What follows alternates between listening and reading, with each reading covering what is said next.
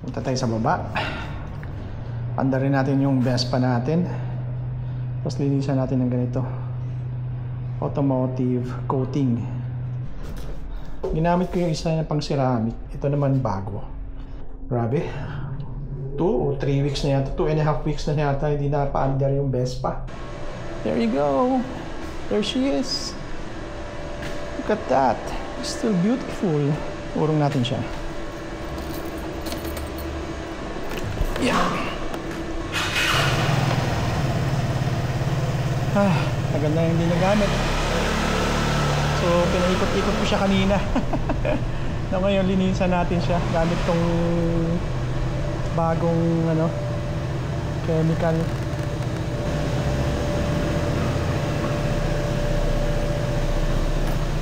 So, ang odo niya ngayon is 3,914.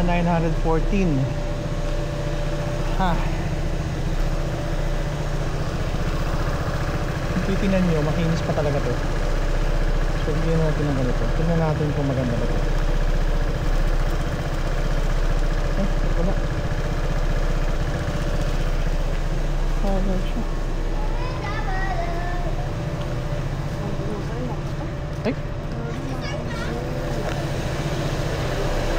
Wala yung straw. Wait lang ha. Kunin natin yung straw. Meron pala tong nano coating. So maganda to sa sa katawan ng kotse, motor, anything shiny. So matetesting natin ngayon sa Vespa. Let's see.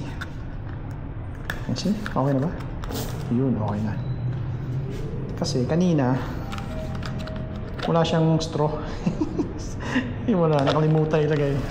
So, since hindi na natin ito ibenta mga parts, ang plano ko dito, paputiin na to. Ayan, paputiin na natin to. Tapos to, papalitan na natin silver. This one. So, magko-concept tayo ng silver.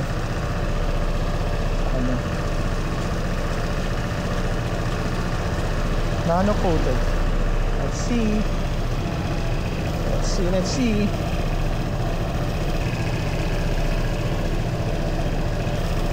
Oh, ganda. Ganda.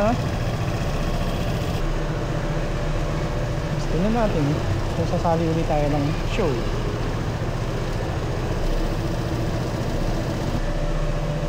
Wow, ang kinis ah. Wow. Ganda oh. 2.5 weeks hindi na paandar yung motor. Hindi na natin siya ibenta kasi dami nagbenta ng mura.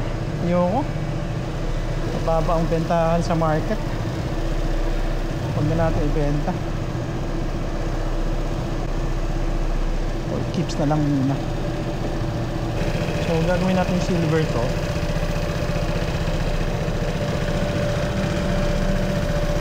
Ito okay lang to, stay ito. Ito baguhin na rin natin. Huwag na natin ibenta. Instead, ayusin na natin. Nahihilo ako.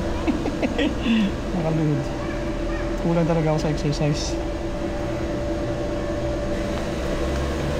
Eventually, mangingitim na tong aking gulong. Which is okay lang. Magiging brown siya. Brown siya tingnan.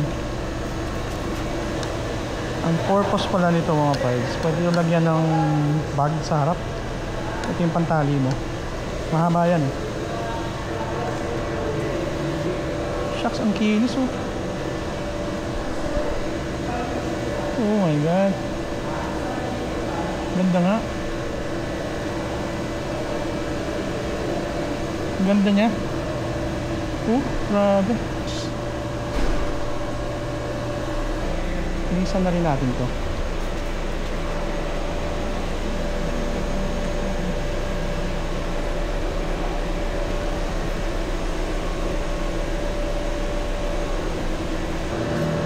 So ang papalitan natin dito mga parts, yung sa harap, yung footboard, gawin natin puti. Tapos Yung sa ilalim, ito siya. Yung sa ilalim ito. Gagawin natin silver para mag-match lang dito. Ito, I don't know, baka puti na lang siguro yan. Sa kabila lang tayo mag-silver. Tapos ito, papalitan natin to. Gusto ko medyo plain na siya. Meron pa rin to. Lagay pa rin natin yan kasi gawa natin yan. So, gagawin natin plain na brown. Tapos may white sidings pa rin. So, white yung stitches para mas maganda tingnan.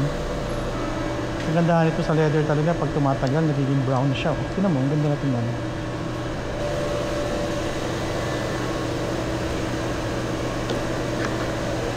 Remote. Yung remote. Oh. Lakas. Oh. Oo. Oh. Oh.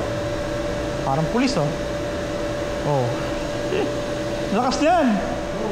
Sobrang lakas niyan.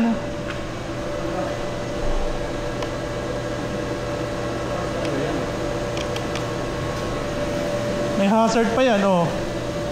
Oh, may hazard yan oh. Sa ibang Vespa walang hazard eh. Oh.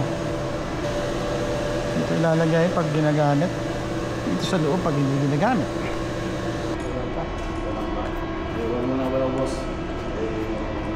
Alright. Thank you so much for listening. Bye for now. Bakit?